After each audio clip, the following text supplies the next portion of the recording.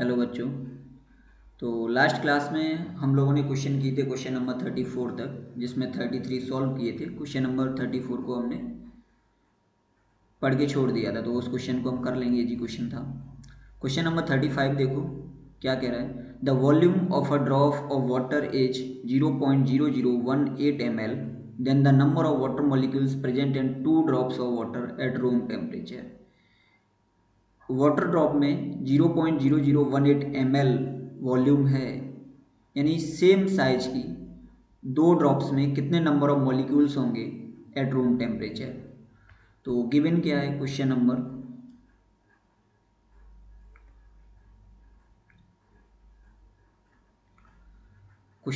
35 दिया गया है हमें। गिवन क्या क्या है इसमें। तो गिवन हमें क्या क्या दिया गया है। Volume of water drop, volume of water drop as कितना है 0.001, नीचे लिख लेते हैं 0.0018 ml, राइट। तो आपको सेम डबल वॉल्यूम में नंबर ऑफ मॉलिक्यूल्स बताने हैं रूम टेम्परेचर पर। तो हम क्या करेंगे, हमें वॉल्यूम दिया गया है तो हम जानते हैं पहले से डेंसिटी क्या होती है वाटर की, 1 ग्राम पर ml। तो इसको हम क्या मान लेंगे, 0.0018 ml ग्राम मान लेंगे। और जब 0.008 को हम ग्राम मान लेंगे तो नंबर ऑफ मोल्स निकालने के लिए हम इसको मोलर मास से डिवाइड कर देंगे, क्योंकि H2O का मोलर मास हमारा कितना होता है 18 ग्राम पर मोल, राइट। तो इधर हम डिवाइड कर देंगे 18 से, तो हमें क्या मिल जाएगा 0.001 मोल ऑफ वाटर। तो सेम 2 ड्रॉप्स के लिए निकालना, तो हम क्या करेंगे 2 का इसमें मल्टीप्लाई कर देंगे, तो ये हमारा आ जाएगा 0.002 मोल, राइट। अब हमें पूछा गया है क्या, नंबर ऑफ मॉलिक्यूल्स। तो नंबर ऑफ मॉलिक्यूल्स के लिए हम क्या करते हैं, Na का मल्टीप्लाई कर देंगे, क्योंकि 1 मोल में Na मॉलिक्यूल्स होंगे, तो 0.002 इंटू Na। और जब हमने Na से मल्टीप्लाई किया तो Na की वैल्यू रखेंगे हम, तो Na की वैल्यू रख देते हैं यहाँ पर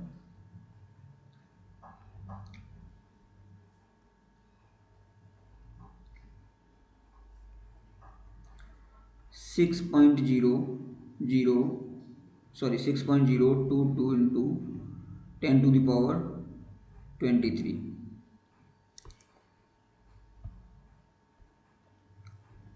तो मल्टीप्लाई करके ये क्या हो जाएगा हमारा।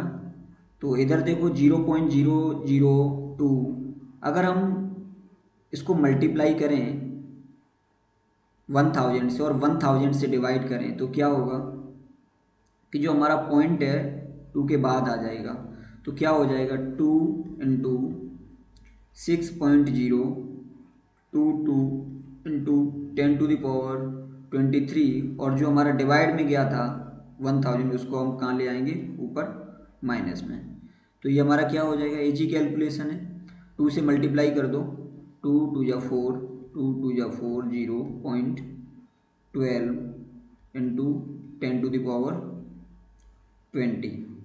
और आगे सॉल्व करेंगे तो हो जाएगा 1.2044 इंटू 10⁻19। ये हमारे 2 ड्रॉप्स में जो मॉलिक्यूल होंगे वो निकल के आ गए। अब देखो ऑप्शन में दिया गया है कि नहीं। तो ये हमारा ना फर्स्ट ऑप्शन में यही दिया गया है 12.046, थोड़ा सा डिफरेंस है, लेकिन हमारा आंसर यही सही है। ओके, चलो सेकंड क्वेश्चन देखते हैं क्या है। सेकंड क्वेश्चन बोल रहा है it is known that atom contains protons, neutrons and electrons if the mass of neutron is assumed to half of its original volume। यानी न्यूट्रॉन के ओरिजिनल वॉल्यूम को हाफ मान लिया जाए of its original value, whereas that of proton is assumed to be twice of its original value।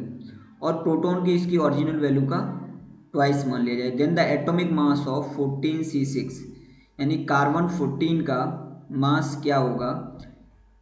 Option में है same होगा, 14.28 less होगा, 14.28% मोर होगा, 28.56% लेस होगा। चलिए तो इस क्वेश्चन को सॉल्व करते हैं।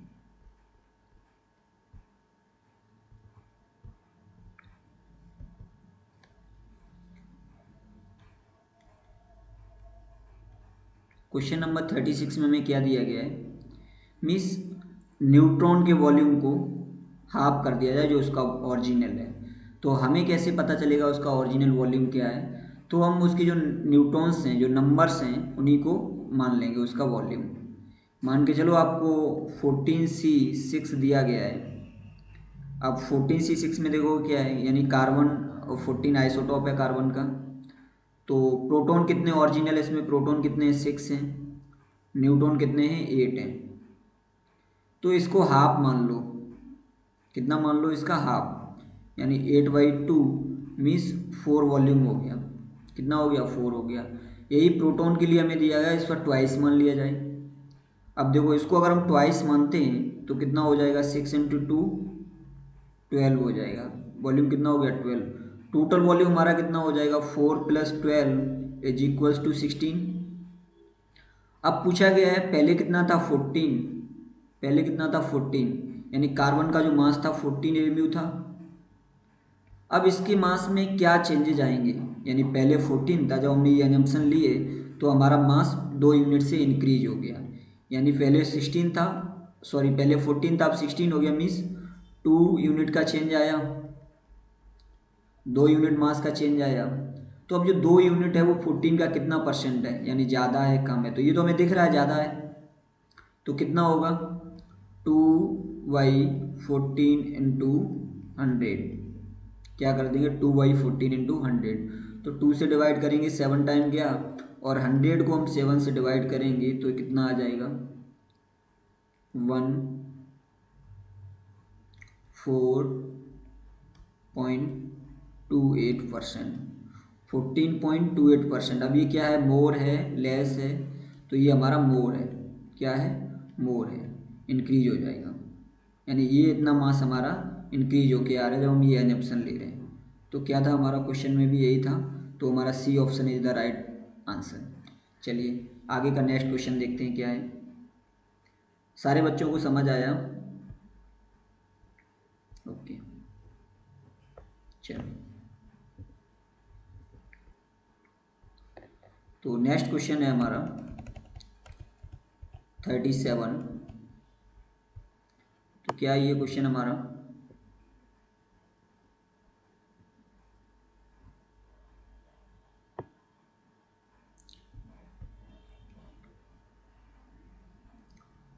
क्या कह रहा है question, number of molecules present in 1 litre of water is equals to, जो नंबर ऑफ मॉलिक्यूल्स हैं present in 1 litre of water is equals to, किसके बराबर है, number of molecules present in 1 litre of water is equals to, means आपको number of molecules निकालने हैं water के 1 litre में।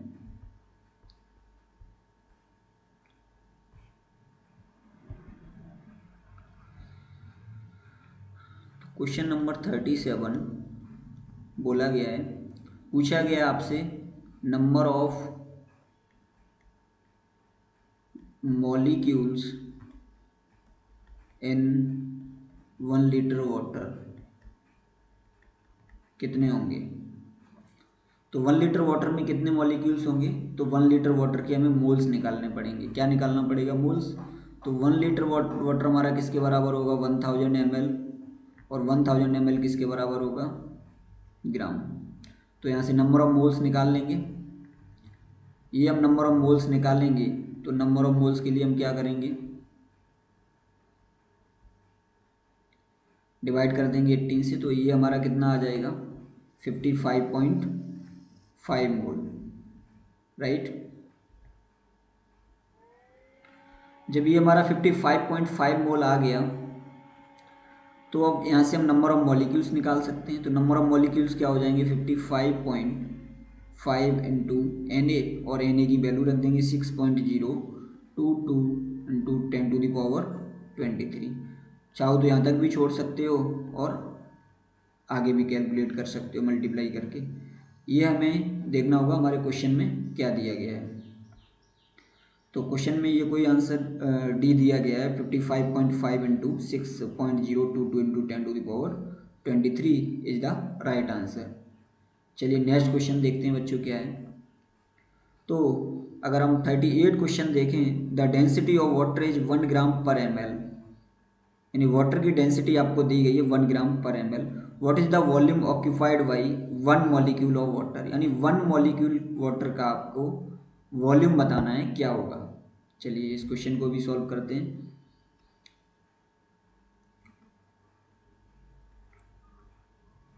ओके, क्वेश्चन नंबर 38, इसमें आपको क्या दिया गया है।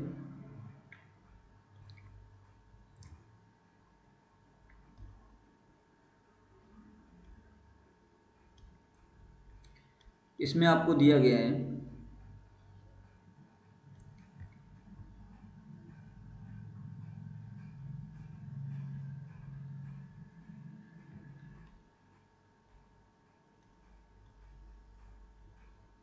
ओके, तो यहाँ पर हमें दिया गया है डेंसिटी दी गई है, और जो हमारी डेंसिटी है वो कितनी है, डेंसिटी हमें कितनी दी गई है 1 ग्राम पर एम एल। तो जब हमें डेंसिटी दी गई हो और हमें पूछा जाए 1 मॉलिक्यूल का वॉल्यूम क्या होगा वाटर का, वॉल्यूम ऑफ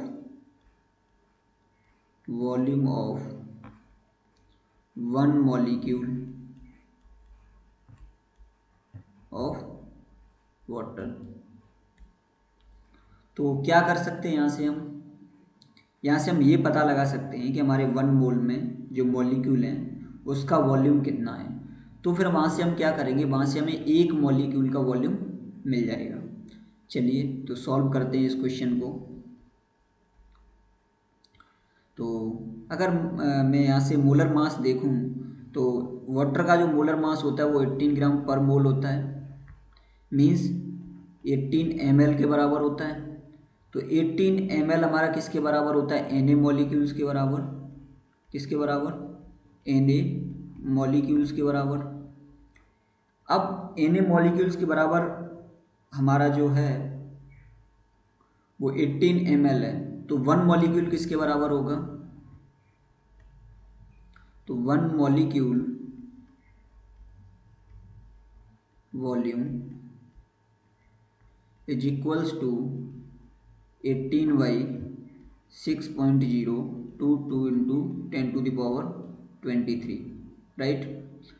अब नेक्स्ट जब हम इसे कैलकुलेट करेंगे तो पावर हमारा प्लस में ऊपर जाएगा माइनस में हो जाएगा, तो ये हो जाएगा 18 इंटू 10⁻23 बाई 6.022।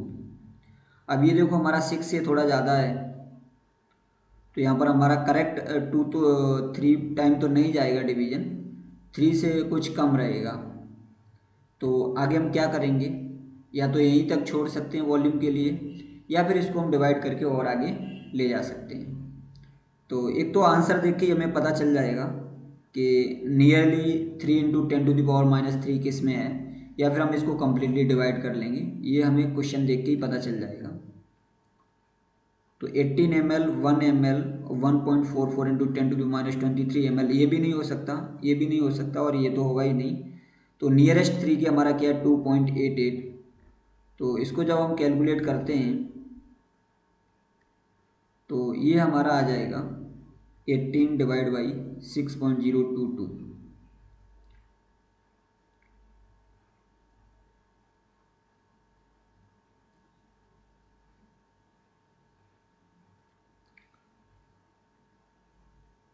ये आपका आ रहा है 2.98 इंटू 10⁻23।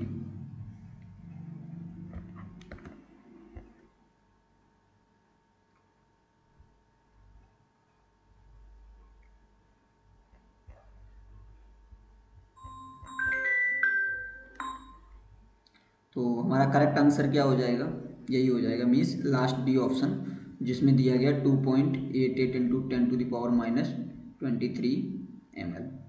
तो यही हमारा करेक्ट आंसर हो जाएगा। नेक्स्ट क्वेश्चन देखो क्या है, what is the mass percent of oxygen. तो अभी तक हमने मास परसेंटेज वाले क्वेश्चन नहीं किए हैं, तो इस क्वेश्चन को मैं बता देता हूँ, फिर नेक्स्ट वीडियो में हम कवर करने वाले हैं मास परसेंटेज कैसे निकालते हैं। तो हमें करना क्या है, हमें ऑक्सीजन के लिए मास परसेंटेज पूछा गया है। तो गिवन कंपाउंड में टोटल मास ऑफ ऑक्सीजन कितना होगा, उसको हम डिवाइड करेंगे टोटल मास ऑफ कंपाउंड से इंटू 100। तो यहाँ से हमें क्या मिल जाएगा, ऑक्सीजन का मास परसेंट मिल जाएगा। मान के चलो आपको यहाँ पर ऑक्सीजन के 12 एटम्स दिए गए हैं, तो mass of 12 atoms of oxygen divide by mass of ferric sulphate into 100। तो जो आंसर आएगा वही हमारा आंसर होगा।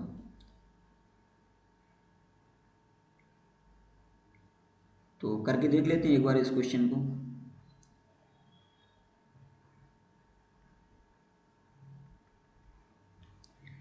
यानी आपको फेरिक सल्फेट में पूछा गया है Fe2SO4 के होल थ्राइस में मास परसेंट ऑफ ऑक्सीजन। तो जब भी हमें मास परसेंट निकालना हो किसी भी कॉन्स्टिट्यूएंट का, कंपाउंड के किसी भी एलिमेंट का, तो टोटल मास ऑफ एलिमेंट ले लेते हैं जिसका भी हमें निकालना है। तो हमें ऑक्सीजन का मास परसेंट निकालना है, तो ऑक्सीजन के टोटल एटम कितने हैं 12, तो 16 इंटू कितना हो जाएगा 12। टोटल मास कितना आ जाएगा 12 6 जा 72, और 12 1 जा 12 एंड 7, ये हो जाएगा 192। तो 192 divide by total mass of ferric sulphate, total mass कितना हो जाएगा। अगर मैं आयरन का यहाँ पर 56 ले लूँ, तो 2 का कितना हो जाएगा 112 प्लस सल्फ़र का 3 एटम हो जाएगा, तो सल्फ़र का कितना हो जाएगा 3 2 जा 6 और 3 3 जा 9 प्लस 192, तो 192 96 और 112 टोटल ऐड कर लेंगे कितना हो गया 10 0 400। तो 400 से डिवाइड करेंगे इंटू 100 का मल्टीप्लाई करेंगे, तो ये मास परसेंटेज कंपोजिशन ऑफ निकल के आ जाएगा किसका, एस का, सॉरी ओ का निकालना था हमें, किसका ओ का। तो कितना आ जाएगा देखो, यहाँ से ये 0 से 0 गया, 4 से डिवाइड करेंगे कितना आएगा 4 4 जा 16,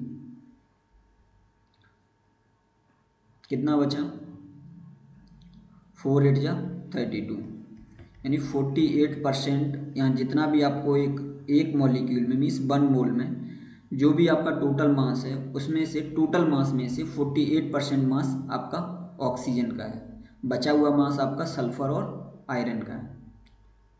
तो इससे आगे के क्वेश्चन बच्चों नेक्स्ट वीडियो में कवर करेंगे। ओके, तो नेक्स्ट क्वेश्चन है which contains maximum mass percentage of nitrogen. ये वाला क्वेश्चन आप लोग सॉल्व करोगे, और सॉल्व करने के बाद किस में नाइट्रोजन का मास परसेंटेज ज़्यादा है वो आप मुझे कमेंट में आंसर दोगे। ओके।